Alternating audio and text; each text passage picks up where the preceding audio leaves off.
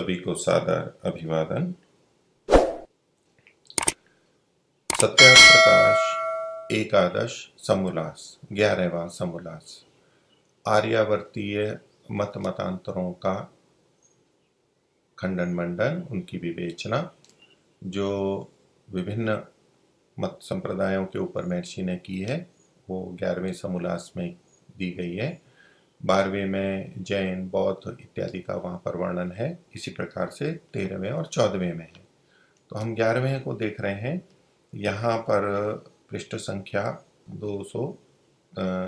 342 है। मैं जिस पुस्तक को देख रहा हूँ परोपकारणी सभा 39वां संस्करण, उसकी पृष्ठ संख्या 342 है। आपकी पुस्तक में जो देख रहे हैं क्रमशः चल ही रहे होंगे। जो नए व्यक्ति हैं तो एक वचन देख सकते हैं, वस्तुनि अवस्त्वारोपणम अध्यासः। ये अध्यारोप आदि का प्रसंग है। सिद्धांती नवीन सिद्धांती का ये प्रारंभ ही हुआ है। उसका कुछ भाग हमने पिछली कक्षा में देख लिया था। ये हमारी 9वीं कक्षा है। तो पीछे सिद्धांती ने नवीन वेदांती से पूछा था और उनका मत साथ में आया था कि आप अध्यारोप किसे कहते हैं। ये झूठ बोलते हैं कि ब्रह्म सत्यम जगत मिथ्या है। इसके लिए बहुत सारे उदाहरण देते हैं, जैसे कि स्वप्नवत, रज्जु में सर्प, सीप में चांदी, मृग तृष्णा, गंधर्व नगर, इंद्रजालवत, ये उदाहरण दिए। तो महर्षि ने पूछा था कि झूठा तुम किसको कहते हो, ये जगत मिथ्या है, झूठा है, तो झूठे का तात्पर्य क्या है। तो उन्होंने उत्तर दिया था, जो वस्तु न हो लेकिन प्रतीत होने लगे। तो ये जगत है नहीं लेकिन प्रतीत हो रहा है, इसलिए ये झूठा है। तो इन्होंने कहा कि फिर ऐसा हो कैसे सकता है कि जो वस्तु ही नहीं है तो उसकी प्रतीति कैसे हो। उन्होंने कहा कि अध्यारोप से होती है। अध्यारोप मतलब अध्यारोप किसे कहते हैं ये पूछा, तो उन्होंने उत्तर दिया, जो वस्तुनि अवस्त्वारोपणम, जो वस्तु नहीं है तो उसमें कोई वस्तु है उसमें अवस्तु का आरोपण करना है, तो न होने का कहना, अथवा नहीं है तो होने का कहना, जैसी है वैसा न कहना इत्यादि जो है, जो नहीं है उसको कहना, वस्तु में अवस्तु का आरोपण, यानी पदार्थ कुछ और हो उसमें किसी अन्य वस्तु का आरोपण करना, उस पर चढ़ा देना, लगा देना, ये अध्यारोप कहलाता है। और अध्यारोप और अपवाद, इसी से ही ये सारा ब्रह्म जो है ये प्रपंचित होता है। अप्रपंच रूप है अप्रपंचम प्रपंचते। प्रपंच का मतलब होता है फैलाव या प्रदर्शन, प्रकट होना, विकास होना। ये तो जो ब्रह्म फैला हुआ इस रूप में, जो जगत है इस रूप में नहीं है, प्रकट नहीं है, प्रकाश माने उसका प्रकट हो जाना, फैल जाना, ये प्रपंच हो गया। तो अप्रपंच रूप परमात्मा का प्रपंच रूप में आ जाना, तो ये अध्यारोप और अपवाद के द्वारा होता है। ये हट जाता है, अपवाद के द्वारा उसका निराकरण होता है। ये पूर्व पक्षी ने अपनी बात को रखा था। अब इस पे जो महर्षि कहते हैं वो हम विवेचना को देखेंगे। ये आज हम नया प्रारंभ कर रहे हैं। ये पीछे का मैंने थोड़ा सा आपको प्रसंग के साथ जोड़ने के लिए बताया, आवृत्ति की है। तो पूर्व पक्षी ने यानी नवीन वेदांती ने रज्जु में सर्प ये एक उदाहरण दिया था कि ये उसकी तरह से है। हम किसी बात को सिद्ध करते हैं तो उदाहरण से भी सिद्ध करते हैं, लेकिन उसमें कुछ हेतु और होना चाहिए, दृष्टांत या उदाहरण कौन होना चाहिए, कौन दृष्टांत उदाहरण होता है नहीं होता, ये सारी विवेचना न्याय दर्शन में है। तो ये दृष्टांत है या नहीं है। अब इन्होंने कहा रज्जु में सर्प की भ्रांति के समान, तो अगर व्यवहार में देखेंगे तो ऐसा हो जाता है। कहीं रस्सी पड़ी हो अंधेरे में, हमें लगता है कि ये सांप है, उस जैसा हो, तो ऐसा देखा तो जाता है, लेकिन ये जगत भी ऐसा ही है, ये बात विचारने की है। तो जो दृष्टांत है वो लोक में देखा जाता है, लेकिन उस दृष्टांत से दृष्टांत की यानी विषय की सिद्धि होती है नहीं होती है, ये विचारने की बात है। तो महर्षि इसी को बिंदु बना करके यहाँ पर चर्चा कर रहे हैं। तो सिद्धांति के नाम से जो है ये महर्षि अपनी बात को रख रहे हैं। तो कहते हैं कि तुम रज्जु को वस्तु और सर्प को अवस्तु मानकर इस ब्रह्म जाल में पड़े हो। उनकी जो मान्यता है नवीन वेदांतियों की, ये जगत मिथ्या है, वास्तव में तो ब्रह्म ही है, ये आपकी धारणा जो है वो गलत है, ये ब्रह्म जाल है, उसके जाल में आप फंसे हो। कैसे कि ये जो आप रज्जु और सर्प का उदाहरण दे रहे हो, आपने कहा कि ये अध्यारोप से होता है, तो इसमें इन्होंने कहा कि अध्यारोप किसे कहते हैं, तो इन्होंने परिभाषा दी थी इनकी वेदांत सार में कि ये वस्तुनि अवस्त्वारोपणम अध्यास, जो वस्तु है उसमें अवस्तु का, यानी जो वस्तु नहीं है उसका कथन करना, चढ़ा देना, आरोपित कर देना, ये अध्यारोप कहलाता है। तो वस्तु में अवस्तु का कथन, ये अध्यारोप कहलाता है, ये उनकी परिभाषा थी। तो जब इसको रज्जु और सर्प इस दृष्टांत पे घटा करके देखते हैं, इस उदाहरण पे जो कि उन्होंने ही दिया है नवीन वेदांतियों ने, तो उसमें रज्जु तो होगी वस्तु और सर्प होगा अवस्तु, क्योंकि जिस चीज को घटाना है, वस्तु में अवस्तु का ज्ञान या कथन अध्यारोप कहलाता है। और ये संसार ब्रह्म ही है, जगत तो मिथ्या है, ब्रह्म सत्य है और जगत मिथ्या है, यानी ब्रह्म तो वस्तु है और ये जो जगत है ये अवस्तु रूप है। ये उनके दाष्टांत में भी बात ऐसे ही वस्तु और अवस्तु के रूप में घटती है, लेकिन जो दृष्टांत दिया है उसमें ये घट रहा है नहीं घट रहा है, और ये दृष्टांत इनकी बात को सिद्ध करने वाला है या नहीं है, इस विवेचना में महर्षि ने उनसे पूछा, ये जो आप रज्जु कह रहे हो ये तो है वस्तु, जैसा आपने दृष्टांत प्रस्तुत किया, और सर्प को आप अवस्तु मान रहे हो, क्योंकि तभी तो अध्यारोप बनेगा, वस्तु में अवस्तु का कथन अध्यारोप है। तो एक वस्तु होगी और एक अवस्तु होगी। तो रज्जु तो वस्तु है कि ये रज्जु थी वहां पर, लेकिन अंधेरे के कारण, धुंधल के कारण वहां हमारे को सर्प दिखाई दे रहा है, जो कि सर्प वहां नहीं है, तो सर्प अवस्तु रूप हो गई। तो बोले आप जो ये दृष्टांत दे रहे हो इसमें आप रज्जु को तो वस्तु और सर्प को अवस्तु मान रहे हो, और ऐसा करके आप भ्रमजाल में फंसे हुए हो। तो महर्षि उनसे पूछते हैं क्या सर्प वस्तु रूप नहीं है? जैसे आप रज्जु को वस्तु मान रहे हो और सर्प को अवस्तु मान रहे हो, क्या सर्प वस्तु नहीं है? सर्प का अस्तित्व नहीं है, सर्प का बाहर व्यवहार नहीं है, तो वो व्यवहार है तभी तो रज्जु में सर्प का भान हो रहा है। और यदि इनके दृष्टांत को पलट दें कि सर्प में रज्जु का आभास होना, ये भी हो सकता है, लोक में ये भी देखा जा सकता है, दीवार पे सर्प लटका हुआ था और चढ़ने वाले ने सर्प को रज्जु लटकी हुई समझ के उसके आधार पर ऊपर चढ़ गए। तो सर्प को रज्जु भी समझा जा सकता है लोक में तो, और सर्प रज्जु को सर्प भी समझा जा सकता है। तो जब आप लोक के आधार पर चल रहे हैं तो लोक में तो ये दूसरा दृष्टांत भी है, तो जब आप सर्प में रज्जु का भान करोगे, भ्रांति करोगे, अध्यारोप करोगे, तो सर्प को तो वस्तु रूप मानोगे और रज्जु को अवस्तु रूप मानोगे।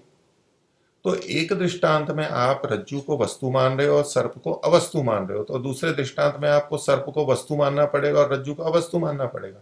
तो वास्तव में सर्प और रज्जु वस्तु हैं या वस्तु हैं, आपको तत्वतः तो कथन करना पड़ेगा, क्योंकि जिस प्रकार से आप ब्रह्म को वस्तु रूप मानते हो, सत्य मानते हो, और जगत को मिथ्या मानते हो, अवस्तु मानते हो, ऐसा ही यहाँ पर भी घटना चाहिए, मुख्य बात घटनी चाहिए। ये ठीक है कि 100% दृष्टांत नहीं घटता है, लेकिन कुछ तो घटना चाहिए वहां पर, जो मुख्य बात है वो तो घटना चाहिए। अब हम ये तो आपत्ति कर नहीं रहे हैं कि ब्रह्म तो चेतन है जो कि वस्तु रूप है, और इधर रज्जु आपने वस्तु रूप लिए वो जड़ है, तो चेतन का दृष्टांत जड़ कैसे बन सकता है? ऐसा करके हम अगर आपके दृष्टांत में आपत्ति करें तो वो गलत होती। तो दृष्टांत इस रूप में भिन्न हो सकता है, लेकिन जो मुख्य बात है वो तो घटनी चाहिए, वस्तु और अवस्तु की बात तो घटनी चाहिए। तो महर्षि ने कहा कि क्या सर्प वस्तु नहीं है? सर्प भी वस्तु है, तो आपका दृष्टांत घट ही नहीं रहा है, आपकी बात को सिद्ध ही नहीं कर रहा है। और मैं अपनी तरफ से ही सिद्धांति कह रहा है कि अगर आप ये कहो कि रज्जु में नहीं है, भले हमारा ये कथन है कि ये जो रज्जु रस्सी है इसमें सर्प नहीं है, तो रज्जु जो वस्तु है इसमें अवस्तु यानी सर्प नहीं है, हमारा ये तात्पर्य। तो बोले अगर आप ये कहते हो तो रज्जु में नहीं तो देशांतर में यानी भिन्न देश में तो है। आप जब ब्रह्म और जगत की बात कर रहे हो तो जगत को तो आप बिल्कुल ही मना कर रहे हो कि वो है ही नहीं। अगर आप ये मानते कि यहां भ्रांति है लेकिन दूसरी जगह है, तब तो ये माना जा सकता था, आप इस दृष्टांत को ले सकते थे कि रस्सी में सर्प नहीं है, किंतु सर्प अलग भले ही हो, अलग तो हम मानते हैं, लेकिन रस्सी में सर्प नहीं है। अगर आप ये कथन करते हो तो आपका अद्वैतवाद खंडित हो जाता है। तो ऐसे में आप ये अगर कह दोगे कि ये जो जगत दिखाई दे रहा है ये जगत नहीं है, लेकिन वास्तव में तो जगत है दूसरा, तो ऐसा करते ही तो ब्रह्म के अतिरिक्त द्वैत आ ही जाएगा आपका। तो वो आपका तात्पर्य नहीं है, लेकिन अगर आप ऐसा कहते हो तो कि कहो कि रज्जु में नहीं है, तो बोले ठीक है, हम इसको मान लेते हैं कि रस्सी में तो सर्प नहीं है, ये बात ठीक है, लेकिन देशांतर में तो है, दूसरी जगह तो सर्प है, दुनिया में बहुत जगह पे है, और उसका संस्कार मात्र हृदय में है। तो जो व्यक्ति रज्जु को देख करके उसमें सर्प का आभास कर रहा है, तो उसने पहले सर्प देखा है, सर्प का व्यवहार उसको पता है, ज्ञान है, वो उसके हृदय में है। हृदय का मतलब यहां पर मन मस्तिष्क अंदर उसके है, संस्कार अंदर रहता है, तो वो उसके अंदर है, वो अंदर कैसे आ गया? तो इसलिए सर्प तो है। तो महर्षि आगे कहते हैं, फिर वह सर्प भी अवस्तु नहीं रहा। जब अन्य देश में है, आप ये कह रहे हो कि सर्प में, आप ये कह रहे हो कि रज्जू में सर्प नहीं है, लेकिन दूसरी जगह है, तो दूसरी जगह सर्प वस्तु रूप तो हो ही गया। तो वस्तु में अवस्तु का भान नहीं हुआ, वस्तु तो हो गई सर्प भी, तो ऐसे ही जगत भी फिर तो वस्तु हो जाएगी। तो फिर वह सर्प भी अवस्तु नहीं रहा, युक्ति तर्क से उनका खंडन किया। और यही बात वो अन्य उदाहरणों में घटा रहे हैं कि वैसे ही स्थाणु में पुरुष, या पीछे स्थाणु पुरुष का उदाहरण नहीं दिया है, लेकिन वो लोग देते हैं। स्थाणु का मतलब है ठूंठ, कोई पेड़ है, सूख गया और उसका तना तना है और ऐसा लंबा चौड़ा है जैसे कि मनुष्य हो, दूर से मनुष्य जैसे दिखाई दे, तो है तो पेड़ का ठूंठ, लेकिन दूर से या धुंधलके में दिखाई दे रहा है किसी को कोई आदमी, पुरुष, या कुछ शाखा वाखा ऐसी है, हाथ पैर जैसा दिखाई दे रहा है। तो स्थाणु में पुरुष का और सीप में चांदी का, ये दृष्टांत तो पीछे इन्होंने दिया ही था अपनी बात की सिद्धि के लिए। तो सीप में चांदी जैसा आदि का है, वहां भी व्यवस्था समझ लेनी चाहिए कि स्थाणु में पुरुष का जो भान है ये भ्रांति है, अध्यारोप है, लेकिन इसका ये मतलब नहीं है कि पुरुष होता ही नहीं है, पुरुष भी है, हम स्वयं पुरुष हैं जो देख रहे हैं, जान रहे हैं, मनुष्य हैं। और सीपी में चांदी का, तो चांदी नहीं होती ये आप इसमें निष्कर्ष नहीं निकाल सकते। तो ब्रह्म में जगत जो दिखाई दे रहा है भ्रांति रूप में, तो जगत नहीं है ऐसा आप नहीं कह सकते, इन उदाहरणों से सिद्ध नहीं होता। तो महर्षि कहते हैं कि वही व्यवस्था समझ लेना। दूसरा, इन्होंने उदाहरणों में स्वप्नवत कहा था, तो स्वप्नवत की भी महर्षि व्याख्या कर रहे हैं कि और स्वप्न में भी जिनका भान होता है, स्वप्न में हमें भान होता है, ज्ञान होता है, जैसे हमें जगते समय होता है ऐसे स्वप्न में भी होता है। तो कहते हैं कि स्वप्न में जिनका भान होता है वे भी देशांतर में है। जैसे यहाँ रज्जु में सर्प का भान है, तो सर्प देशांतर में दूसरी जगह है, ऐसे ही स्वप्न में जिन वस्तुओं का भान होता है वो भी कहीं ना कहीं होती हैं। स्वप्न में उस जगह पे नहीं है, ये केवल अंदर ही अंदर विचारों में चित्र के समान चल रहा है, चलचित्र के समान चल रहा है, लेकिन वास्तव में तो कहीं ना कहीं है। तो यही बात कह रहे हैं कि स्वप्न में भी जिनका भान होता है वे देशांतर में है, तो कहीं ना कहीं वो चीजें मिलेंगी। हाँ, वैसी की वैसी सब जगह मिले ये आवश्यक नहीं है, वो पीछे आगे महर्षि विवेचना करेंगे, लेकिन वो वस्तुएं कहीं ना कहीं हमारे को मिलेंगी उस तरह की, उसका एक अंश कुछ ना कुछ हमारे को ज्ञान होगा, और नहीं तो ये प्राय करके तो घटेगा ही।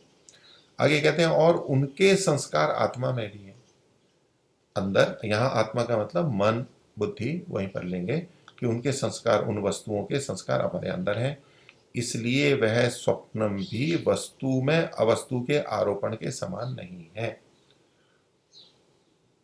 पूर्व पक्षी ने, नवीन वेदांती ने स्वप्नवत कहा था ये दृष्टांत में कि जैसे स्वप्न में सब कुछ दिखाई दे रहा है, सूंघ रहे हैं, व्यवहार कर रहे हैं, लेकिन वास्तव में वहां पर है नहीं, उठ के देखो तो हमारा कमरा है, बस हमारी खाट है, हमारा पलंग है।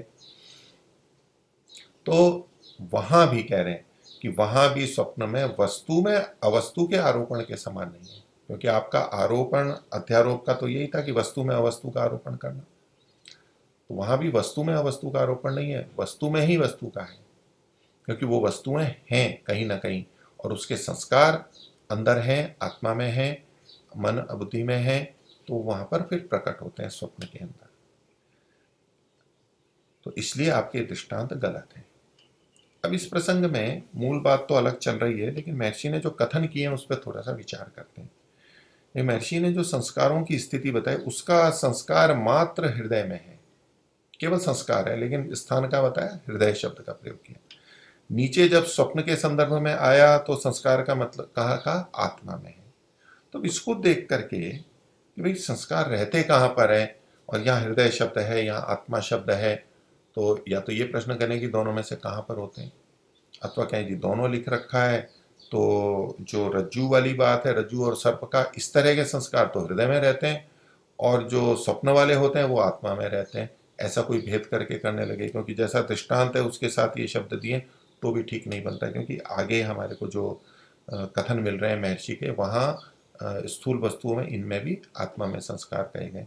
तो जिस तरह का यहाँ वर्णन है, तो महर्षि हृदय आत्मा ये सब एक ही बात कह रहे हैं, ये शब्द अलग अलग हैं। हम हृदय का मतलब लेंगे जो हमारे वक्ष में रहता है, रक्त को फेंकता है इत्यादि, अथवा कोई मस्तिष्क में भी मानते हैं।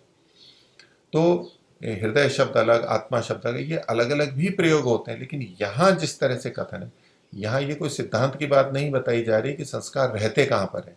प्रसंग दूसरा है, संस्कारों के रहने की बात कही जा रही है, और उसके लिए कुछ शब्दों का प्रयोग किया गया, तो हृदय भी प्रयोग किया और आत्मा भी किया। तो ये दोनों यहाँ पर एक ही बात कही जा रही है। अब उसको जो हमारे अंतःकरण में रहते हैं, हृदय यानी अंदर हमारे रहते हैं, आत्मा भी अंदर रहता है, अंतःकरण में रहते हैं, ये अलग सिद्धांत की विवेचना है कि संस्कार मन में होते हैं, बुद्धि में होते हैं, आत्मा में होते हैं। तो सांख्य के अनुसार सारे संस्कार मन में रहते हैं, योग दर्शन के अनुसार, और चित्त या मन उनका विषय है, और उस पर वो विशेष इसी बिंदु पे चर्चा करते हैं। तो वो मन के अंदर रहते हैं, आप मोटे तौर पे कहें तो अंतःकरण में रहते हैं। ये जो हमारी बुद्धि है जिसको हम खोपड़ी में रहते हैं, मन भी वहीं पर है, वो सारा इसका स्थूल कारण है। तो यहाँ मोटे तौर पे कहेंगे तो जो जिसको बुद्धि और मस्तिष्क यहाँ पर्यायवाची नहीं है, वहाँ मन भी उसके अंतर्गत आ जाएगा, जिसको हम मस्तिष्क कहते हैं, ब्रेन कहते हैं। तो मन, बुद्धि, अहंकार, ये सारी चीज़ें उसी में आ गई हैं। तो वो स्थूल और सूक्ष्म दो भेद से होती है, और सूक्ष्म शरीर के साथ में आत्मा भी रहता है। तो अंदर है, ये संस्कार हमारे अंदर है, इसको बताने के लिए कहीं हृदय शब्द का प्रयोग किया या आत्मा शब्द का प्रयोग किया महर्षि ने। इस इन वाक्यों से किसी सिद्धांत को नहीं निकालेंगे कि यहाँ संस्कार हृदय में रहते हैं या आत्मा में रहते हैं, या कौन से हृदय में रहते हैं और कौन से आत्मा में रहते हैं। ये एक सामान्य कथन है। तो इन स्वप्न वाला भी महर्षि ने निषेध किया। तो जब महर्षि ने ये कहा कि स्वप्न में भी जिनका भान होता है वे देशांतर में है और उनका संस्कार आत्मा में है, तो उसके ऊपर नवीन वेदांती कह रहे हैं कि महर्षि का जैसा तात्पर्य प्रथम दृष्टया आया कि जो वस्तु संसार में है, कहीं है, बस उसी का ही स्वप्न आता है, ऐसा उसने तात्पर्य ले लिया। इसलिए वो खंडन करते हुए कहता है कि जो कभी न देखा न सुना, क्योंकि महर्षि ने कहा कि भी जैसा हमने देखा सुना है उसका संस्कार होता है, और उसी को हम स्वप्न में भी देखते हैं। तो बोले जिसको कभी देखा नहीं था हमने, जैसी स्थिति को न सुना था, जैसे कि अपनी बात बताने कि अपना सिर कटा है, स्वयं का स्वप्न ऐसा देख रहा है कि जैसे मेरा सिर कट गया है, अब स्वयं ही देख रहा है स्वयं का सिर कटा है। तो न तो अपना सिर कटा हुआ हमने कभी देखा है, और न ही उसके बारे में हमने सुना है कि मेरा सिर कट गया था और किसी ने बताया हो हमारे बारे में। तो जिसको न देखा न सुना, जैसे कि अपना सिर कटा हुआ है एक बात, और आप ही खुद ही रो रहा है, अपना सिर भी कट गया और खुद ही रो रहा है। नहीं तो किसी का सिर कटता है, रोता कोई और है, अब यहाँ स्वयं ही रो रहा है और स्वयं का ही सिर कटा है, ऐसा कहीं होता ही नहीं है। और जल की धारा ऊपर चली जाती है, सामान्यतः जल नीचे आता है, तो जल की धारा ऐसी है जैसे उल्टी जा रही है, नदी उल्टी बह रही है, विपरीत जा रहा है। बारिश में ऊपर से नीचे जल आता है या नीचे से ऊपर की तरफ जाते हुए दिख रहा है। तो जो कभी नहीं हुआ था, कब देखा जाता है, वह सत्य क्यों कर हो सके। तो जो कभी नहीं हुआ था लेकिन देखा जाता है, मतलब स्वप्न में दिखाई दे रहा है, तो वो सत्य कैसे हो सकता है, अर्थात वो तो अवस्तु रूप ही है, वो कभी हो नहीं सकता है। तो ये फिर स्वप्न वाला दृष्टांत दे करके अपनी बात को सिद्ध करना चाहते हैं कि जो कभी है ही नहीं लेकिन देखा जा रहा है, ये जगत कभी है ही नहीं, था ही नहीं, लेकिन देखा जा रहा है, तो वो सत्य क्यों कर हो सकता है, यानी मिथ्या होगा। जगत मिथ्या वाली बात को ये यहाँ पर सिद्ध कर रहे हैं। तो इतने अंश में ये बात ठीक है कि हमें स्वप्न में ऐसी बातें भी देखी जाती हैं हमारे द्वारा जो कि हमने कभी देखी नहीं हो, कभी सुनी नहीं हो। तो जो देखा सुना है बिल्कुल वैसा का वैसा ही स्वप्न में आए, जैसे कि वीडियो रिकॉर्डिंग में या ऑडियो रिकॉर्डिंग में जो हमने रिकॉर्ड किया था बस वैसा ही आता है, कुछ नया नहीं आता है, भिन्न नहीं आता है। तो अगर ये जैसा देखा सुना अंदर गया है तो वैसा ही बाहर आएगा, लेकिन ऐसा तो नहीं होता है। ये प्रश्न उठाया तो बात तो ठीक है कि ऐसा नहीं होता है। तो इसका समाधान है जो महर्षि आगे दे रहे हैं। महर्षि कहते हैं कि यह भी दृष्टांत तो तुम्हारे पक्ष को सिद्ध नहीं करता। कौन से दृष्टांत? जैसे सिर, अपना सिर कटा हुआ है, स्वयं ही रो रहा है, जल की धारा ऊपर जा रही है। बोले ये जो दृष्टांत दिए जो कभी नहीं देखा जाता वो भी स्वप्न में देखा जाता है, ये दृष्टांत भी आपके पक्ष को सिद्ध नहीं कर सकता है। वैसे स्वप्न में और बहुत सारी बातें भी होती हैं कि हम दिन में जिनसे मिलते हैं, जिस परिवार में रहते हैं, कार्य करते हैं, उन्हीं के साथ स्वप्न में भी बातें करते हैं, कार्य करते हैं। उन अपने घर परिवार में घूम रहे होते हैं, खेत खलियान में, दुकान में और कहीं। तो जैसा देखा जाता है वैसा भी स्वप्न में आता है, तो वो दृष्टांत अपने आप में गलत नहीं है, लेकिन जो नहीं देखा सुना है वो भी दिखाई देता है। ये पूर्व पक्षी ने दिया था, उसका उत्तर दे रहे हैं। इससे भी आपका पक्ष सिद्ध नहीं होता। पूर्व पक्षी ने, नवीन वेदांती ने तो स्वप्न को पूरे के पूरे को ही खंडित किया था कि जो स्वप्न में देखा जाता है वो कुछ होता ही नहीं है। तो महर्षि ने एक पक्ष में तो पहला बता ही दिया कि स्वप्न में जो देखा जाता है, सुना जाता है, वो वैसा होता भी है, तो आप इसको पूरी तरह नष्ट नहीं कर सकते। तो आधा उसका दृष्टांत तो पहले ही खंडित कर दिया था। अब जो आधा भाग बचा है, जिस कह रहे हैं कि कुछ चीजें जो न देखी सुनी गई हो वो भी स्वप्न में देखी जा रही हैं, उसको भी, उस अंश को भी खंडित करने के लिए महर्षि आगे कह रहे हैं। वैसे पूर्व पक्षी का दृष्टांत खंडित हो चुका है, क्योंकि उसने तो सारे के सारे स्वप्नों को मिथ्या बताया था। जैसे जगत को पूरा मिथ्या बता रहा है, तो स्वप्न भी तो सारी बातें मिथ्या बताई थी। तो महर्षि यदि कुछ बातों को या अधिकांश बातों को ये सिद्ध कर देते हैं, या कोई भी व्यक्ति सिद्ध कर देता है कि ऐसा वास्तव में है जीवन में, और उसी तरह की बातें वहां हमारे स्वप्न में आ रही हैं, इतने मात्र से भी वो खंडित तो हो चुका है। किंतु उसने जो एक अंश में अब अपने दृष्टांत को ले लिया है स्वप्न को, कि कुछ बातें तो ऐसी भी होती हैं, तो पहले उनको कहेंगे तो फिर आप जगत को भी कुछ ही तरह मानो कि जगत में जो हमें दिखाई देता है वो कुछ तो मिथ्या है और कुछ सच भी है। लेकिन वो ऐसा नहीं मानने वाला है। वो कुछ अंश के दृष्टांत दे के भी अंततः सब कुछ जगत मिथ्या है यही कहना चाह रहा है। तो फिर भी वो एक अंश का लिया है, तो महर्षि उस एक अंश का भी निवारण कर रहे हैं। तो बोले कि ये जो देखा सुना और अपना सिर काटना और अपने आप रोना, पानी का ऊपर जाना, ये जो आपने दृष्टांत दिए उसके लिए कह रहे हैं, सिद्धांति के नाम से लिखा, यह भी दृष्टांत तुम्हारे पक्ष को सिद्ध नहीं करता। तुम्हारी बात, तुम इसको अपने दृष्टांत को बदल भी लो तो भी ये आपकी बात को सिद्ध नहीं करता। क्यों नहीं करता है? तो कहता है क्योंकि, अब महर्षि एक सिद्धांत दे रहे हैं, निश्चित बात बता रहे हैं, क्योंकि बिना देखे सुने संस्कार नहीं बनता है। स्वप्न में जो आएगा वो संस्कार से आएगा, ये बात सिद्ध है, क्योंकि वास्तव में तो है नहीं वहां पर। सीधा सीधा ज्ञान हो रहा हो जैसे हमें जगते हुए होता है, ऐसा तो स्वप्न में है नहीं। तो संस्कार है। संस्कार कहाँ से आया? तो बोले बिना देखे सुने का संस्कार नहीं होता। जैसा हम देखते हैं, सुनते हैं, करते हैं, उसका संस्कार होता है। अभी महर्षि की बात पूरी नहीं हुई है, क्योंकि इस पे भी प्रश्न तो जू का तू आ जाएगा कि भाई अपना गला काटा हुआ तो हमने कभी देखा सुना ही नहीं था, ऐसा तो पूर्व पक्षी ने कहा ही है। तो इतने मात्र से ये उत्तर नहीं आ रहा है महर्षि का। महर्षि पीछे से लेकर के आगे जाएंगे और फिर इसका उत्तर देंगे। ये तो एक पहली बात कही है कि बिना देखे सुने का संस्कार नहीं होता। अगली बात, संस्कार के बिना स्मृति नहीं, स्मृति और स्मृति के बिना साक्षात अनुभव नहीं होता। तो संस्कार, संस्कार से स्मृति, स्मृति मतलब याद आना। अब ये जो स्वप्न में होता है ये भी स्मृति में ही आता है, कि जो हमने देखा सुना है वही बातें हम स्मरण कर लेते हैं और फिर से देखने लग जाते हैं, उसको वैसा ही जीने लग जाते हैं। या हमने कुछ कल्पना की है दिन में, वो चीजें हम सपने में देखने लग जाते हैं। तो महर्षि कह रहे हैं कि संस्कार के बिना स्मृति नहीं होगी। देखे सुने बिना संस्कार नहीं होगा, संस्कार के बिना स्मृति नहीं होगी, और स्मृति के बिना साक्षात अनुभव नहीं होगा। अब ये जो साक्षात अनुभव शब्द है, इसका तात्पर्य महर्षि का स्वप्न में, स्वप्न में जो हमें साक्षात अनुभव जैसा लगता है उसकी तरफ संकेत है। क्योंकि स्मृति के बिना साक्षात अनुभव यदि हम जगते हुए का साक्षात अनुभव ग्रहण करेंगे, क्योंकि साक्षात अनुभव प्राय जगते हुए के लिए ही कथन किया जाता है। मेरे को साक्षात अनुभव हो रहा है, प्रत्यक्ष हो रहा है, मैं अपनी ज्ञानेंद्रियों से जान रहा हूं, तो वो जो प्रत्यक्ष होता है उसमें स्मृति का होना आवश्यक नहीं है। स्मृति हो भी सकती है कि जिस वस्तु को हम देख रहे हैं उससे संबंधित स्मृतियां भी साथ में जुड़ रही हैं, लेकिन जिसको हम सामने देख रहे हैं, वस्तु या व्यक्ति, उसको जो प्रत्यक्ष देख रहे हैं, ये तो प्रत्यक्ष है, ये बिना स्मृति के है।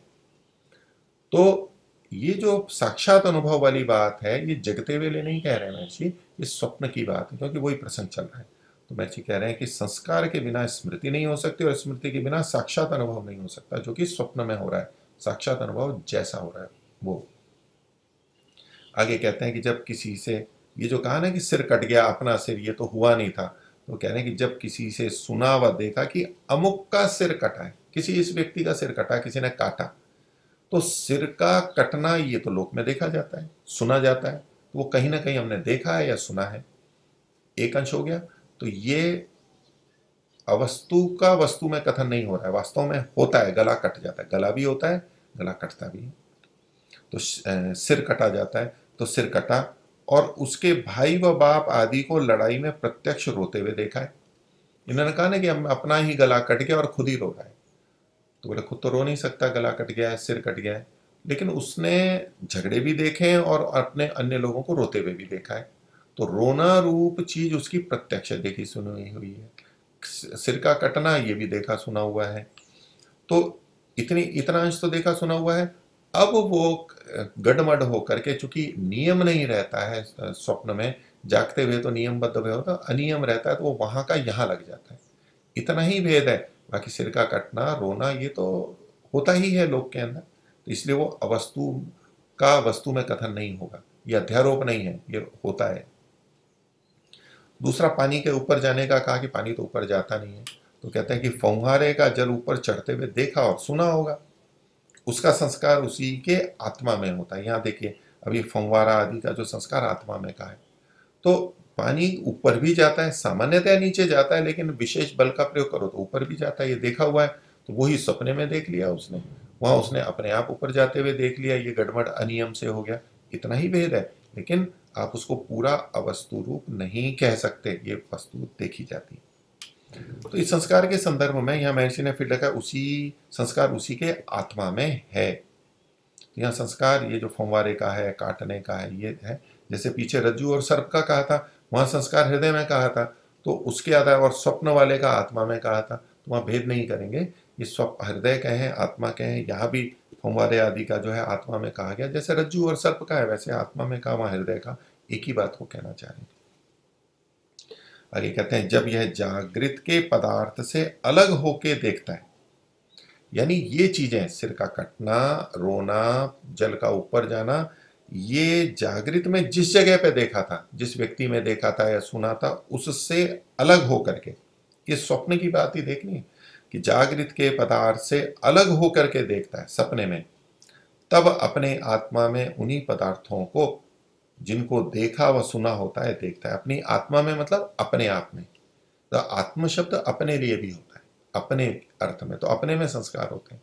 तो ये जो सिर का कटना है, तो ये अपने आत्मा में उन्हीं पदार्थों को जिनको देखा व सुना होता है देखता है, अपनी आत्मा में उन्हीं को देखता है, अपने अंदर ही देखता है कि मेरा सिर कट गया है और मैं रो रहा हूं फिर भी ऊपर से। तो ये वास्तव में होता है। तो जब अपने ही में देखता है, तब जानो अपना सिर कटा हुआ है, और आप रोता है और ऊपर जाती जल की धारा को वो देख लेता है। तो इसलिए जो बात नवीन वेदांती ने कही थी कि जिसे कभी न देखा न सुना है, उसका भी स्वप्न में ज्ञान होता है, तो वास्तव में वो हो, ऐसा तो होता नहीं है। महर्षि ने कहा कि वास्तव में वो भी कैसे होता है वो बताया। आगे कहते हैं कि ये जो आपका कथन है, पीछे दृष्टांत, यह भी वस्तु में अवस्तु के आरोपण के सदृश नहीं है। पूर्व पक्षी को बताना तो यही था ना कि वस्तु में अवस्तु का आरोप हो रहा है, ब्रह्म में जगत का आरोप हो रहा है, ब्रह्म वस्तु है, सत्य है, और जगत जो है वो मिथ्या है, अवस्तु है, उसको दिखाना तो ये था। लेकिन यहां भी जो सारा दृष्टांत दिया इन्होंने, स्वप्न का जो एक अंश का भी बताया, इसमें भी वस्तु में अवस्तु का आरोप नहीं है। जल होता है, जल बहता है, वो ऊपर जाता है, ऊपर भी जाना होता है किसी चीज का, और ये कटना आदि सब चीजें, तो ये आपका उदाहरण वस्तु में अवस्तु के आरोपण के सदृश नहीं है, ये आपका दृष्टांत गलत है। फिर कैसा है ये, किंतु जैसे नक्शा निकालने वाले नक्शा बनाते हैं जगह का इत्यादि का, तो पूर्व दृष्ट और श्रुत का, पहले देखा और सुना है या किया है, उनको आत्मा में से निकालकर कागज पर लिख देते हैं। कि कैसे वो नक्शा बना देता है, वो जगह देखी है और अब उसका नक्शा बना दिया, किसी वस्तु का चित्र बना दिया, व्यक्ति का चित्र बना दिया, तो वो उसके संस्कार आत्मा में से निकालकर, अंदर से निकालकर, अपने में से निकालकर, बाहर अभी नहीं है वो व्यक्ति या वस्तु या जिसका नक्शा बनाना है वो, तो पहले देखा जाना है, अंदर है, और अब ये बाहर फिर बना देता है, मूर्ति बना देता है, चित्र बना देता है, ऐसे तो कागज पर लिख देते हैं। अथवा प्रतिबिंब का उतारने वाला बिंब को देख, जिसने प्रतिबिंब को उतारना है, चित्र को करना है, तो जो उतारने वाला है पहले बिंब को देखता है, उस वस्तु को देखता है और आत्मा में आकृति को धर लेता है, यानी उसको अंदर स्मृति रहती है और बराबर लिख देता है या चित्र बना देता है, रेखा चित्र बना देता है, जैसे भी बना देता है, पेंट से बनाता है। तो महर्षि इस उदाहरण को देके प्रक्रिया को बता रहे हैं कि देखा सुना है वो फिर वो अंदर रहता है और फिर वो बाहर निकल जाता है। तो ऐसे स्वप्न में भी पहले जो हमने देखा सुना है वो अंदर है और वो अंदर ही अंदर फिर वहां पर हमें प्रतीत होने लगता है स्वप्न में। तो लेकिन इसमें नियम और अनियम की बात है। स्वप्न में वो नियम नहीं रहता है, अनियम की स्थिति रहती है, इसलिए गड़बड़ लगता है और हम फिर मोटे तौर पे देख के कह देते हैं कि ऐसा तो वास्तव में होता ही नहीं है जैसा कि हम स्वप्न में देख रहे हैं। तो उसके टुकड़े जब हम करेंगे तो उसके एक एक भाग को, टुकड़ों को देखेंगे तो वो लोक में वास्तव में होते हुए हमारे को प्रतीत होंगे। इसमें महर्षि अब आगे कहते हैं कि जो हमने स्वप्न में देखा उससे संबंधित वस्तुओं का स्मरण हमें जगने के बाद में भी होता है कि हाँ ये व्यक्ति है, ये वस्तु है जिसको हमने देखा था और उससे संबंधित कोई विचार हमारे अंदर आ गया है, हमने स्वप्न देखा है। लेकिन कुछ बातें किसी से संबंधित ऐसी होती हैं जो हमें जगने के बाद ध्यान नहीं आती है कि इसको मैंने पहले कभी देखा, सुना, जाना है। ऐसा भी हो सकता है। क्यों हो सकता है वो महर्षि आगे बता रहे हैं कि हाँ इतना है कि कभी कभी स्वप्न में स्मरण युक्त प्रतीति जैसा कि अपने अध्यापक को देखता है। जैसे हमें जगते हुए स्मरण होता है ऐसे स्वप्न में भी स्मरण हो रहा होता है कि हम स्वप्न में बैठे, मतलब बैठे देख स्वप्न रहे, बैठे हम किसी चीज का स्मरण कर रहे हैं, ये भी हो सकता है। और जो स्वप्न में देखा है उसके बारे में कि अपने अध्यापक को देखता है और कभी बहुत काल देखने और सुनने में अतीत ज्ञान को साक्षात्कार करता है। बहुत काल देखने सुनने में मतलब जिसको बहुत अधिक समय हो गया है, बहुत पहले बचपन में हमने कभी देखा है और सुना है, और वो जो अतीत ज्ञान है उसका साक्षात्कार करता है कि वो स्वप्न में तो आ जाता है लेकिन तब स्मरण नहीं रहता कि जो मैंने उस समय देखा सुना हुआ किया था उसी को मैं देखता सुनता हुआ करता हूं। अर्थात महर्षि ये बात कह रहे हैं, स्वीकार कर रहे हैं कि स्वप्न में जो चीज होती है उसमें सब में हमें ये नहीं पता लगता कि हाँ जिसे मैंने पहले देखा सुना था, अनुभव किया था उसी का कर रहा हूँ। कई चीज़ों का मैं ध्यान नहीं रहता है, बहुत पहले समय की हो, हमारे को स्मरण नहीं आ रहा हो, लेकिन संस्कार तो अंदर थे तो वो प्रकट होकर के आ गए। लेकिन हमें ये नहीं पता कि ऐसा कभी पहले हुआ था, लेकिन हुआ था, संस्कार थे और वो उभर के आ गए। हमें उन संस्कारों का स्मरण नहीं हो पाता है, उन स्थितियों का, ये संभव है। ऐसा जागते समय भी संभव है कि हम किसी व्यक्ति को देख रहे हैं, पहले हमने देखा, मिले, अभी हम देख रहे हैं, कर रहे हैं, तो हमें ये नहीं ध्यान आता कि इससे मैं पहले मिला हूँ, हमें बिल्कुल नया ही लग रहा होता है। अभी उसको देख रहे हैं लेकिन ये स्मरण नहीं आता कि पहले देखे, फिर अन्य कारणों से पता लगता है तो फिर याद भी आ सकता है। तो ऐसे ही स्वप्न में कुछ बातें ऐसी हो सकती हैं जिनको हमें लगे कि ये तो पहले कभी मैंने देखी सुनी नहीं है, पर वो कुछ सूक्ष्म रूप में पहले रही हैं और अब सुप्त हो गई हैं, हमें स्मरण नहीं आ रहा है, ऐसा संभव है। तो आगे कहते हैं, ये तो एक बात कही उन्होंने कि ऐसा तो होता है। दूसरा जो अंतर होता है जागते समय जो हमारे को स्मरण होता है या प्रत्यक्ष होता है और स्वप्न में जो होता है उसमें जो अंतर है उसको भी बता रहे हैं। क्योंकि अपने आप को तो हमने कभी सिर काट करके और रोते हुए देखा नहीं है, लेकिन स्वप्न में देख रहे हैं, तो ये अंतर भी क्यों है। ये ठीक है कि दूसरे का सर कटने की बात हमने देखी या सुनी और रोने की बात भी देखी सुनी, इतने में है, लेकिन अपने पर जो हम घटा करके देख रहे हैं ये तो पहले नहीं हुआ था, इतने अंश का इसका क्या समाधान है। तो महर्षि इसका उत्तर दे रहे हैं कि जैसा जागृत में स्मरण करता है, अच्छा स्वप्न में भी स्मरण ही है, एक तरह का संस्कार पहले है और फिर स्मरण कर रहा है, और जागते समय भी हम स्मरण करने लगते हैं जबकि वास्तव में वो वस्तु वहां नहीं होती है, हम आंख बंद करके या खुले हुए भी हम स्मरण कर लेते हैं। तो जागते हुए का स्मरण और स्वप्न का जो स्मरण है दोनों स्मरण ही, उनमें क्या अंतर है वो बता रहे हैं।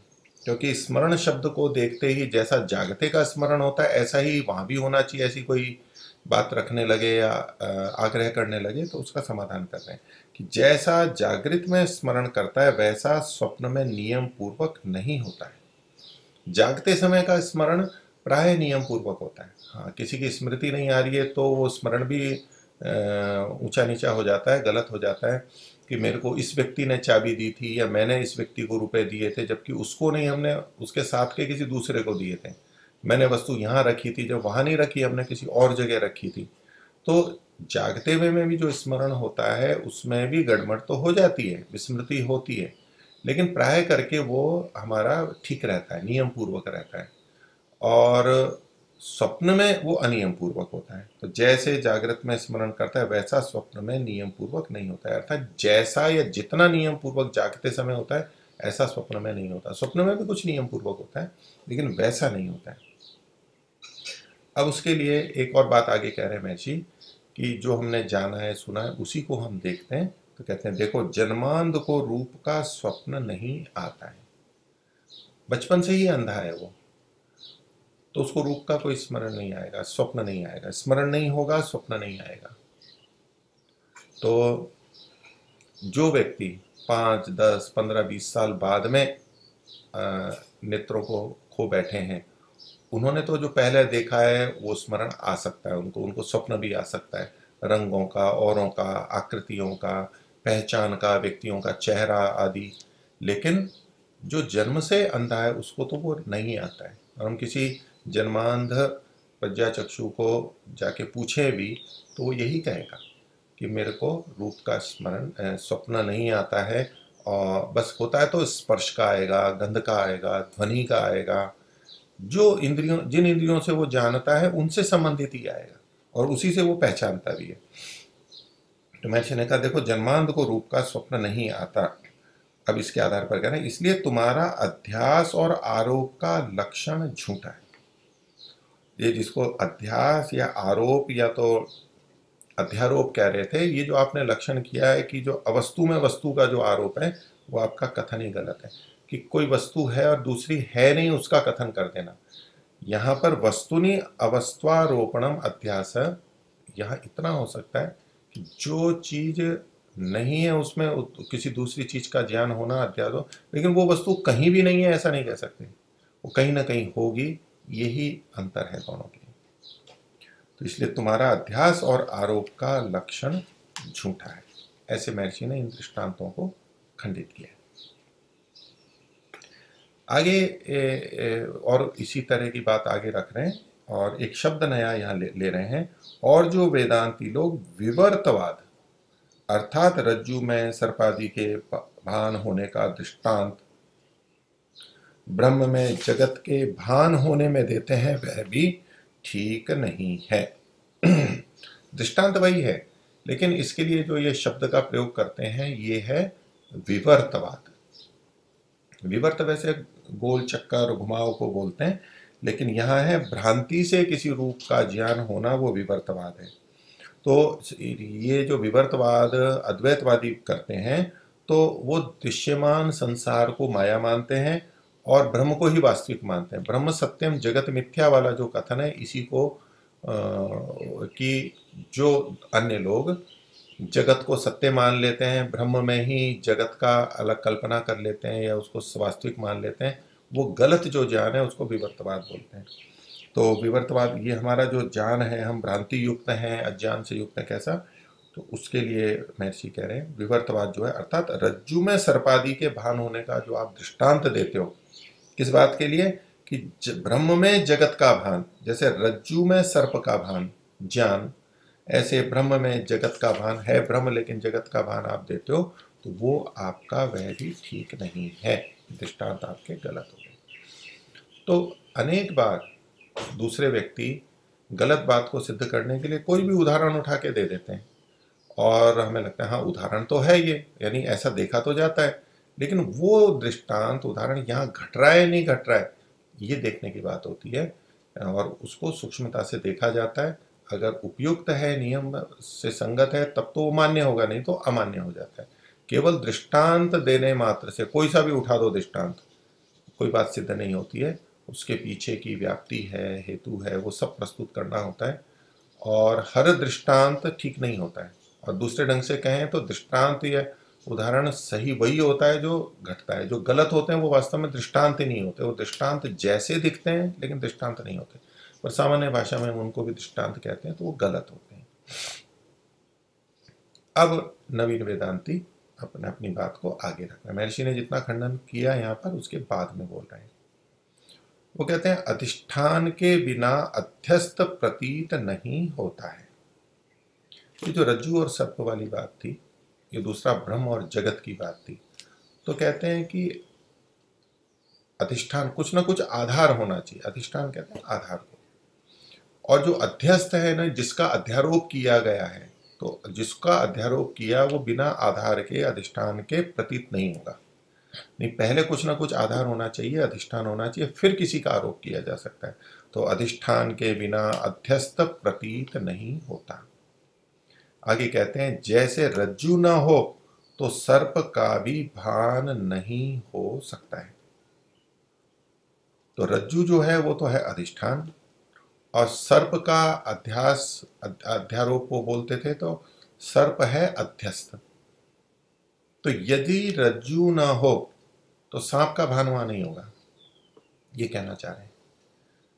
रज्जु है, रज्जु और सर्प में रज्जु तो है, रस्सी तो है अधिष्ठान, और सर्प है अध्यस्त। तो हमें कब रज्जु में जो सर्प दिखाई देता है अंधेरे आदि में, तो पहले रज्जु तो होनी चाहिए, तभी तो सर्प आभास होगा। अगर वहां कुछ है ही नहीं, बिल्कुल सीधा फर्श है, भूमि है, ऐसी गोलाकार टेढ़ी मेढ़ी आकृति वाली कोई वस्तु है ही नहीं, तो सर्प का आभास कहां से होगा। तो अधिष्ठान चाहिए, अध्यस्त के लिए अधिष्ठान होना आवश्यक है। ये पूर्व पक्षी बात रख रहा है कि अधिष्ठान के बिना अध्यस्त प्रतीत नहीं होता। जैसे रज्जु ना हो तो सर्प का भी भान नहीं हो सकता। ठीक बात है, इतने में तो बात ठीक है, लेकिन कुल मिला के ये दृष्टांत ठीक है या नहीं है, महर्षि आगे बताएंगे, और पहले भी खंडन कर ही दिया है। तो अगर कहते हैं जैसे रज्जु में सर्प तीन काल में नहीं है, जो इन्होंने पीछे सिद्धांत अध्यास का की दिया था, अध्यारोप का, कि वस्तु में अवस्तु का ज्ञान होना। तो वस्तु तो है सर्प और अवस्तु है नहीं, वस्तु तो है रज्जु और अवस्तु है सर्प। उसके संदर्भ में ये कह रहे हैं कि रज्जु में, रस्सी में सर्प तीनों कालों में नहीं होता। इसका मतलब है न कभी भूतकाल में हुआ कि रस्सी में सांप हो, यानी रस्सी ही सांप हो, और नहीं वर्तमान में ऐसा है, न भविष्य में कभी होगा। अर्थात असंभव बात है, ऐसा कभी नहीं है, तीनों कालों में नहीं हो सकता। तो रज्जु में सर्प तीन काल में नहीं है, परंतु अंधकार और प्रकाश के मेल से, थोड़ा प्रकाश होता है थोड़ा अंधकार होता है, तब ये घटना घटती है। रज्जु में सर्प का ज्ञान, यदि पूरा अंधकार हो तो चूंकि रज्जु ही नहीं दिखेगी तो सर्प का भान भी नहीं होगा। या चलते चलते पैर में ऐसा लग गया, क्योंकि गोल गोल है और है, तो स्पर्श से पता लग रहा है, वहां भी रज्जु में सर्प की भ्रांति हो सकती है, लेकिन ये दिखने से संबंधित है, इसलिए अंधकार और प्रकाश की बात कही है। तो थोड़ा अंधकार होगा थोड़ा प्रकाश होगा, पूरा प्रकाश होगा तब भी रज्जु में सर्प नहीं दिखेगा, पूरा अंधकार होगा तब रज्जु ही नहीं दिखेगी, तो उसमें सर्प का ज्ञान कैसे होगा। तो अंधकार और कुछ प्रकाश के मेल में अकस्मात, और वो भी अकस्मात होता है, पूरा अच्छी तरह देख रहे हैं, ध्यान से देख रहे हैं तो हमें पता लग जाएगा थोड़ी देर में, लेकिन अकस्मात देखा और चौंक के एकदम रस्सी को देख के सर्प का ज्ञान हो गया, तो अकस्मात रज्जु को देखने से सर्प का भ्रम होकर वो भय से कांपने लग जाता है। वास्तविक में ऐसा हो जाता है, जब उसको दीप आदि से देख लेता है उसी समय भ्रम और भय निवृत्त हो जाता है। अपनी बात को सिद्ध कर रहे हैं। वैसे ब्रह्म में जो जगत की मिथ्या प्रतीति हुई है, ये जो जगत हमें दिखाई दे रहा है, ये ब्रह्म में ही जगत की मिथ्या प्रतीति है। अब ये जो हमें प्रतीति हो रही है, ये जो अभ्यस्त है, उसके लिए अधिकरण तो चाहिए, अधिष्ठान तो चाहिए। अधिष्ठान तो ये ब्रह्म को मान रहे हैं, ब्रह्म में जगत संसार ये अध्यस्त है, हमें दिखाई दे रहा है। तो वैसे जगत, ब्रह्म में जो जगत की मिथ्या प्रतीति हुई है, उसकी निवृत्ति और ब्रह्म की प्रतीति। किसकी निवृत्ति? जगत की जो प्रतीति हो रही है उसकी तो निवृत्ति, जो कि मिथ्या प्रतीति थी उसकी निवृत्ति, और ब्रह्म जो दिखाई नहीं दे रहा था होते हुए भी उसकी प्रतीति होना, तो उसकी निवृत्ति और ब्रह्म की प्रतीति ऐसी जैसी कि सर्प की निवृत्ति और रज्जु की प्रतीति। जब हम, दृष्टांत में घटा के बता रहा हूं, जब हम रज्जु को देख करके, रस्सी को देख करके सांप का अध्यारोप कर लेते हैं और भ्रमित होते हैं और डर जाते हैं, तो इसमें दो चीजें होनी चाहिए कि सर्प की निवृत्ति होगी, यानी जो हमें सर्प का ज्ञान है कि ये सांप है ये हटेगा, और ये सांप नहीं है तो क्या है, तो बोले ये रज्जु है, रस्सी है, ये भी ज्ञान आएगा, तो दोनों ज्ञान आएंगे, ये सत्य ज्ञान हो गया। तो भ्रांति युक्त जो ज्ञान था सर्प का वो हटेगा और रज्जु का ज्ञान जो वास्तविक था वो आएगा। ऐसे ही जब ज्ञान आ जाता है तो ये जो जगत है जो कि मिथ्या रूप है वो तो हट जाएगा, वो दिखाई नहीं देगा, और जो ब्रह्म सत्य है वही दिखाई देने लग जाएगा, ऐसा ये लोग मानते हैं। इस पर सिद्धांती अपनी बात रख रहे हैं कि इन वेदांतियों से पूछना चाहिए कि ब्रह्म में जगत का भान किसको हुआ। अब देखिए महर्षि इनकी एक बात क्या पकड़ रहे हैं कि ब्रह्म और जगत की बात कर रहे हैं, लेकिन साथ में इनका सिद्धांत क्या है, अद्वैतवाद है, दो नहीं है वहां पर, एक ही है। तो या तो केवल ब्रह्म है, यही उनका कहना है। तो बोले कि ये जो आप सारी चर्चा कर रहे हो, ये सर्प का और रज्जु का और वो तो दृष्टांत है, लेकिन ब्रह्म और जगत का जो है, तो ब्रह्म में जगत का भान यानी ज्ञान ये किसको हो रहा है? आपकी दृष्टि से जगत मान लो मिथ्या है, ब्रह्म ही है, लेकिन ये ज्ञान हो रहा है, ये कौन है? तो नवीन वेदांती बोल देता है जीव को हो रहा है। अब ये तीसरी चीज आ गई, तो उनका अद्वैत तो खंडित हो गया। महर्षि उसके मूल में पीछे में जो अद्वैत है उसको संकेतित करके उसको उघाड़ना चाहते हैं, प्रकट करना चाह रहे हैं। तो नवीन वेदांती ने कहा जीव को हो रहा है।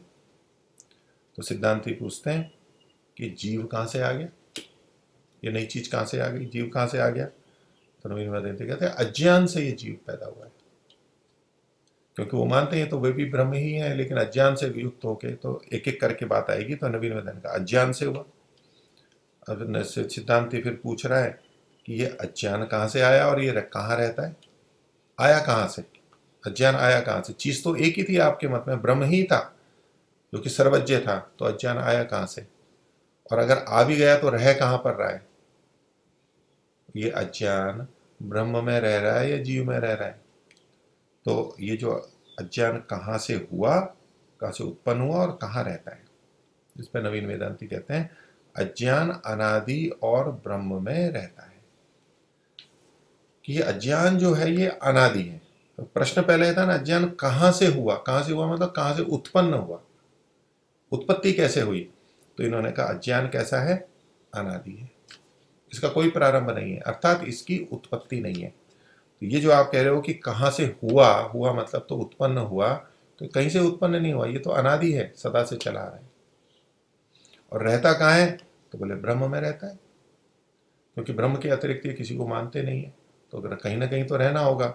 ये जो अज्ञान है, मिथ्या ज्ञान, भ्रांति है, ये गुण है, गुण है तो किसी गुणी में ही रहेगा, किसी वस्तु द्रव्य में ही रहेगा। वो क्या हो सकती है? तो इनके पक्ष में एक ही बनता है। तो उन्होंने कहा कि ब्रह्म में अज्ञान रहता है। अब देखिए, अपने गलत सिद्धांत को सिद्ध करने के लिए जब वो कहाँ कहाँ तक पहुंच जाते हैं, उनको प्रश्न करते हैं तो ऐसे जा करके फंस जाते हैं। तो महर्षि तो यही चाह रहे थे कि कुछ कुछ बोलें, उत्तर दें, और फिर कुछ ना कुछ गलत बोलेंगे, क्योंकि सिद्धांत तो स्थिर है नहीं, आपस में संगति है नहीं। तो ये कहा कि इसने ये कह दिया कि अज्ञान अनादि है और ब्रह्म में रहता है। अब सिद्धांति पूछ रहा है कि ब्रह्म में ब्रह्म का अज्ञान हुआ, ब्रह्म को अज्ञान है क्या महर्षि कह रहे हैं? पूर्व पक्षी ने कहा कि अज्ञान अनादि है और ब्रह्म में रहता है, दूसरी तो कोई वस्तु है ही नहीं यहाँ पर अद्वैतवादियों के मत में। और अज्ञान का मतलब होता है मिथ्या ज्ञान, विपरीत ज्ञान। तो महर्षि पूछ रहे हैं कि ब्रह्म में अज्ञान है, तो ब्रह्म में किस बात का अज्ञान है? ब्रह्म को किस बात का अज्ञान है, किस बात का मिथ्या ज्ञान हुआ? कहते हैं ब्रह्म में ब्रह्म का अज्ञान हुआ, यानी ब्रह्म ने ब्रह्म को ही गलत ढंग से जान लिया, उसी ने उसी अपने को ही गलत ढंग से जान लिया। क्या ये अज्ञान है वहां पर, अथवा किसी अन्य का, अथवा किसी अन्य वस्तु का अज्ञान हुआ? अब ये प्रश्न दोनों ही जगह फंसेगा उनके लिए। यदि ये कह देते हैं कि ब्रह्म को अन्य वस्तुओं का गलत ज्ञान हुआ, जैसे ये सर्प रज्जु का दृष्टांत दे रहे थे, जीव को रज्जु में सर्प की भ्रांति हुई, तो अभी अज्ञान है, अज्ञान कहां पर है? जीव में है। और जीव को किस में अज्ञान हुआ? तो रज्जु में हुआ, मिथ्या ज्ञान हुआ। ऐसे ही अज्ञान यदि ब्रह्म में है तो ये अज्ञान या मिथ्या ज्ञान ब्रह्म को किसके बारे में हुआ? अगर वो कह देते हैं अन्य वस्तु के बारे में हुआ तो अद्वैतवाद खंडित हो गया। अन्य वस्तु फिर मान ली उन्होंने, जिसके बारे में अज्ञान ब्रह्म को है और वो अनादि है, तो वो वस्तु भी अनादि होगी, तो अन्य वस्तु माननी पड़ेगी। महर्षि ने पूछा था सिद्धांति ने कि ब्रह्म में ब्रह्म का अज्ञान हुआ या किसी अन्य का, और वह अज्ञान किसको हुआ? अज्ञान ब्रह्म में रहता है, अब ब्रह्म को ब्रह्म का अज्ञान हुआ, अन्य वस्तु का, और वो जो अज्ञान हुआ वो किस में रहता है, वो किसको हुआ? क्योंकि ये जो अज्ञान है, एक तो अनादि अज्ञान कहा उन्होंने, अविद्या कहा, वो तो रह रही है। ये अज्ञान हुआ, इसका मतलब कोई समय होता है जब हुआ है, उससे पहले नहीं था, और हुआ है तो वो किसको हुआ है? तो नवीन वेदांती इसका उत्तर दे रहे हैं कि चिदाभास को। ये चिदाभास फिर इनका एक नया शब्द है, चित और आभास, ता का द, चिद, चित, चिदाभास। तो जो चेतन के समान प्रतीत हो रहा है वो चिदाभास है। महर्षि आगे पूछते भी हैं कि चिदाभास का स्वरूप क्या है, आप किसको चिदाभास मानते हो? तो मोटे तौर पे हम ये समझ लें कि चिदाभास जो चेतन यानी ब्रह्म को चेतन मानते हैं, ये जीव को चिदाभास के रूप में कहते हैं। जो संसार में लिप्त है उसको चिदाभास कहते हैं।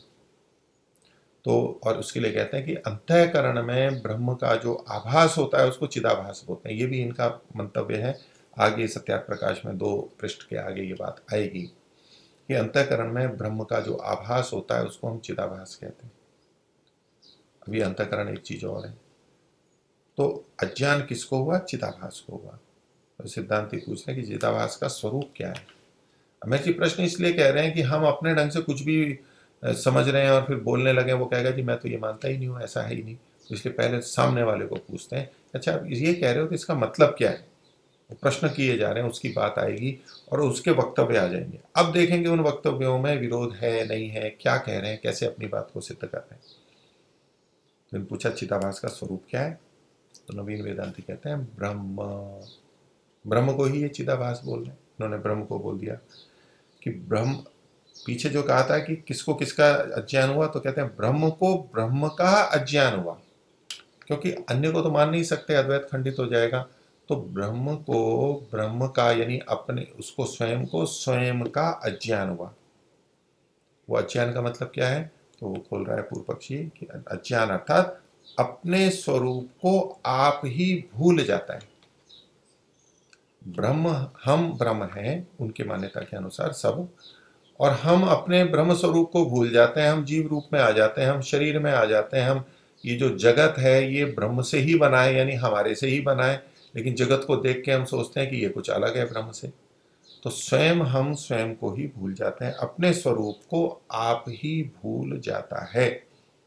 ये ब्रह्म को ब्रह्म का अज्ञान हुआ, ब्रह्म को अपने बारे में ही अज्ञान हो गया। अब सिद्धांति पूछता है कि अच्छा उसके भूलने में ये निमित्त क्या है? इन्होंने कहा अपने स्वरूप को भूल जाता है। अब देखिए, स्वरूप को पहले जानता था, अब भूल गया। भूलना किसे कहते हैं? पहले जानता हो और अब भूल गया।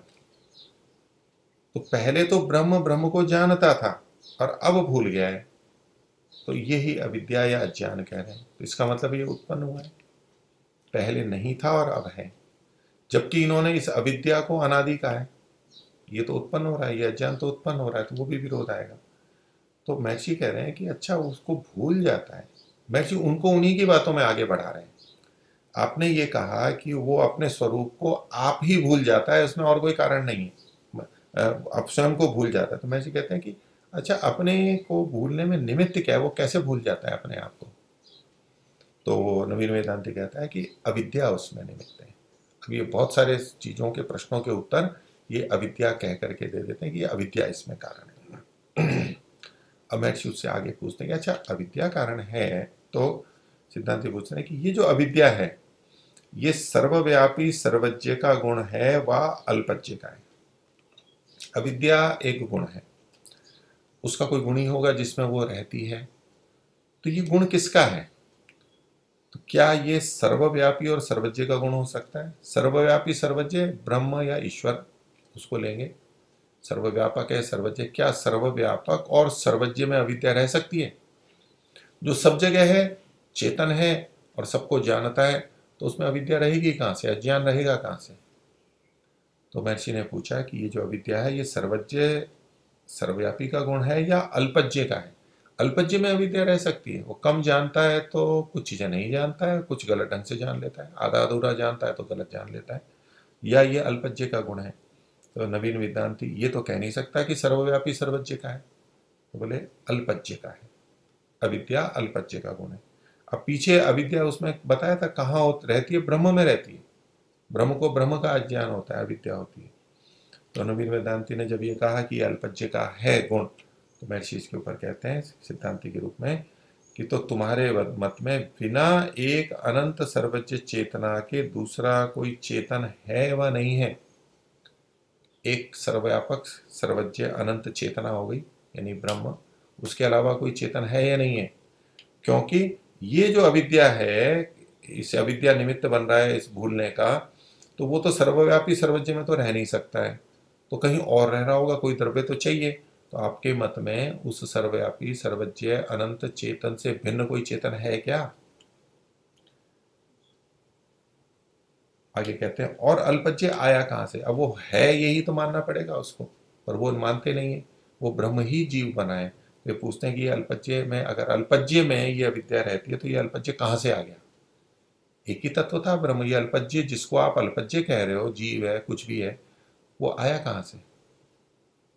हाँ, महर्षि कहते हैं हाँ, जो अल्पज्ञ चेतन ब्रह्म से भिन्न मानो तो ठीक है कि ये अविद्या कहाँ रहती है, अज्ञान कहाँ रहता है, तो अल्पज्ञ में रहता है। यदि उस अल्पज्ञ को, आत्मा को, जिसको हम चेतन जीव कहते हैं, उसको ब्रह्म से भिन्न मानोगे तब तो आपकी बात ठीक है। लेकिन ये लोग जो कि ब्रह्म से भिन्न उसको मानते नहीं है, मैं ब्रह्म ही हूं यही मानते हैं।